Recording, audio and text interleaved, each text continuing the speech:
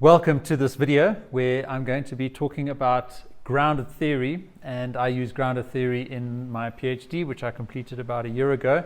But when I started my PhD, I was an absolute novice on this qualitative research method, and it certainly can be very confusing for the first time that you go into it. However, what attracted me to grounded theory was the structure that you get as a result of going through the process. So I'm going to take you through the process now of grounded theory and the concepts and the approaches that I certainly became familiar with as I used it in my own research.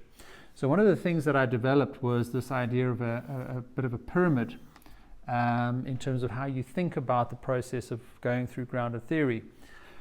And at the bottom here is your unstructured qualitative data. Now, in most cases, that's going to be your interview transcripts. You're going to be doing interviews. I did interviews with about 25 people, and I developed a theory of agile software development in large organizations. And then you're going to abstract that data in higher and higher levels until ultimately you're going to produce a theory. And that's why it's called grounded theory, because the theory that you produce helps explain what's going on in the lives of your participants of the research study, but it is grounded in the theory that you gathered throughout the process. Okay, so let's go through a couple of key terms that you'll have heard of in grounded theory if you've done a little bit of investigation, and I'll try and break it down for you and make it as simple as possible. So let's say now you've got your interview transcripts, and of course you need to have a certain level of skill. As an interviewer, you need to have done a little bit of upfront reading. Grounded theory doesn't advocate for an extensive literature review, but you need to have some knowledge of the field. And let's say that you've got your qualitative data, you've got your research transcripts, for example. The first thing you're going to do is called initial coding and categorization. Okay, now what initial coding and categorization really means at the simplest basic level is in your interview transcript, you go line by line through that interview transcript looking for incidents that correlate to your research questions. So you'll have some research questions up front that you're trying to answer. And remember, grounded theory is an inductive method, so you are producing a theory, you're not testing an existing theory, but you've got some research questions based on a hypothesis of what you think is going on in the lives of your participants. And as you are going line by line through the interview transcripts, you are coding these incidents and you're categorizing them. So you will start developing groups of data points in the interview transcript that logically go together. And all this is just fancy words for saying take common incidents in all your transcripts. So now let's say, for example, you find occurrences or incidents in the data in your transcripts that logically go together. You will have coded those somehow, and you could use tools like NVivo or Atlas TI, and those all then go into a certain category. And really you start to develop this categorization of data about the incidents in your qualitative data that you'll have gathered in your research. So that's all that initial coding and categorization is. And as a grounded theory researcher, and what I found was the first interview that I coded, I didn't do so well, but by the time I got to the 10th and the 20th and the 25th, I just got better and better at coding those interview transcripts. Okay, then the next important topic in grounded theory is to do collection and analysis at the same time. So what that means is that you're analyzing your interviews as you produce the transcripts, right? So you're engaging with the field and you're gathering the data at the same time as you're doing the analysis.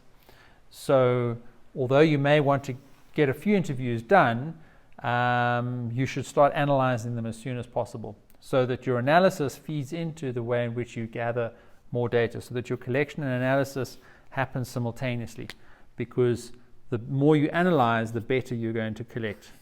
And as you're collecting, so you're analyzing the data. Okay. Then you are going to be developing what's called theoretical sensitivity as a researcher. And what theoretical sensitivity really means is that you are getting better and better at listening to the data and observing the incidents that have occurred in the data, and recognizing how your own bias and your own subjective opinions about that data may be tainting your perception or your theoretical sensitivity of what underlying theory is causing those phenomena. Okay. Then, as you go through this process, there's a couple of things that you need to constantly be doing, and one is to be writing memos. So your memos over time will document the development of your theory. So you need to be reflecting on the process of collecting and analyzing and coding and categorizing all this qualitative data. Then you also need to be doing theoretical sampling. And theoretical sampling is saying that you go back into the data and you reconfirm some of the development that you have started now in abstracting the data, so that you've, a little bit like collection and analysis, as you started doing the analysis, you go back in and sample and check and confirm that this emergent theory that you're developing here is being confirmed by the lowest level of data in your research. Then you want to be doing constant comparative analysis. Right. Now, what happens in this pyramid, and it's the best way of explaining it, is that your incidents that I mentioned over here become these data points in the landscape, and you're just coding it to create some structure around what was previously unstructured and qualitative data. Constant comparative analysis then says that as you start to build the categories of this model and you start to group these data points over here, you always do that in the context of all the rest of the data. So you're always keeping the landscape of data or the emerging theory in mind. You're never going into one section of it in isolation. You're only ever doing work on a portion of the data to develop the categories and the relationships and the dimensions of those categories in conjunction with your improved understanding of the overall data set. So you're constantly comparing. You're constantly doing analysis which is comparative in nature. You're constantly thinking about relationships, which will start to become more important. You're constantly thinking about the original set of data, and you're constantly thinking about how the way in which you're categorizing data is improving your understanding of the rest of the data.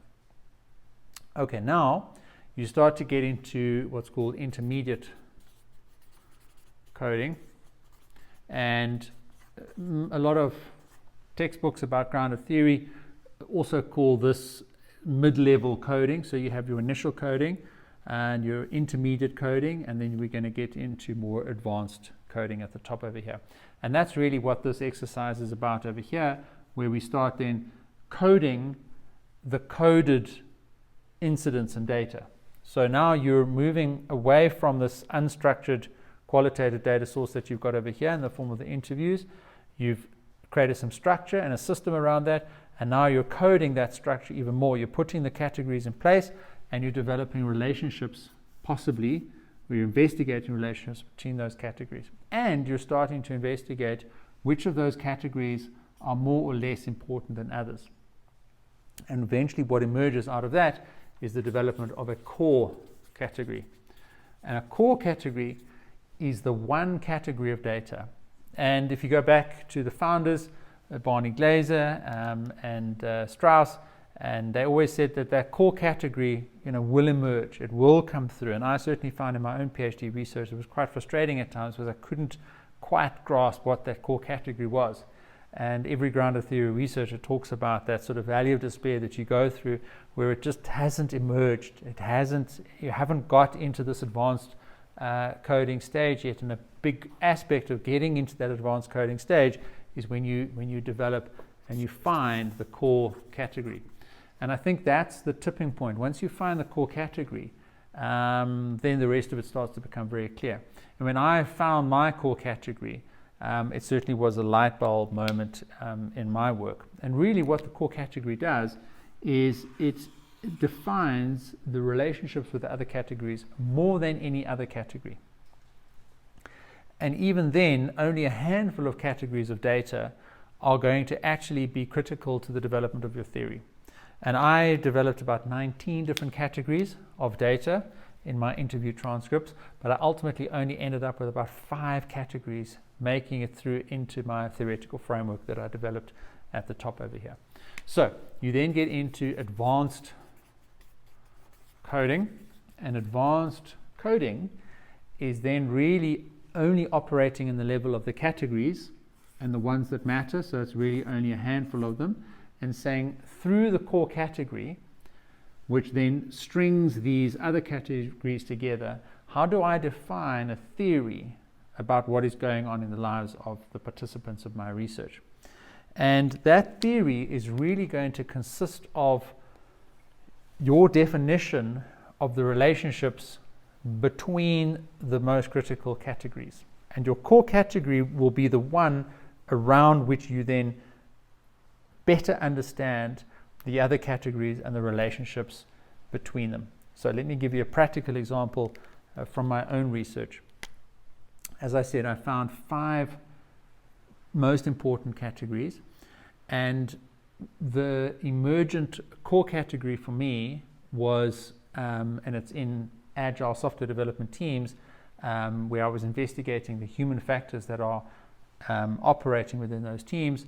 I found that the most important category of data that I had uncovered was that of management behavior. So managers in large organizations and the way they behave in team environments has the biggest impact in terms of understanding the other categories. So I then mapped management behavior as a core category to a linear scale, which I correlated with the sentiment of agile teams. Right. So I said at one end of the scale, I have very positive sentiment. So sentiment is the way in which people perceive the world around them. On the one end, positive, and on the other end, negative. And when I took my 5 categories and I looked for the nature of sentiment in those categories, what emerged for me was a very clear relationship between the 5 categories that looks exactly like this. So that of my 5 categories, I had data that supported a definition of what was causing the sentiment at each of these intervals on the scale. So I enforced this idea of sentiment. I projected it onto the data, and I looked at the data through sentiment. And when I looked at it through the concept of sentiment, I could quickly see which categories correlated with the range of sentiment. So in each of these categories, and remember, because the connecting category is management behavior. So when I looked at the nature of sentiment of those teams in response to management behavior, it gave me this clear relationship between the other categories. And remember that what is a category of data? It's just a grouping of data points. So in each of these categories, and it's not perfectly neatly boxed, but the pattern was definitely there, I could then develop a theory of positive team sentiment based on the data in this category over here. And in actual fact, what I did was to go one step further, and I then said, well, there are actually 3 theoretical codes at the range of positive sentiment. And those 3 theoretical codes are the best descriptors of the range of data that we find in this category over here. And I did the same. So I ended up with 15 theoretical codes across this scale. Now, a scale is just one form of relationship between data categories. There are many other ways of showing the relationship between different categories of data. And you can go and look up coding families, which will give you all of the different types of relationships between data categories. And documenting this scale with the 15 theoretical codes and using that data to explain the range of sentiment in agile teams was my theory. Okay? Now, that theory didn't exist before I went through my study. It emerged from the data through the grounded theory principles and practices that I applied, roughly speaking, in the sequence. And it's not a linear sequence. Grounded theory is actually very iterative in nature, and you see this coming through in collection and analysis. But broadly speaking, you do go from this initial coding and categorization through the stage of intermediate coding and ultimately up into advanced coding. And then these are other principles that you have to keep in mind along the way. Grounded theory is really fun, and if you get to the point where you find this core category and you have your light bulb moment, then from there to develop your theory and write that up, and that actually becomes the results section of your thesis, it is a very satisfying and fulfilling methodology to use for research.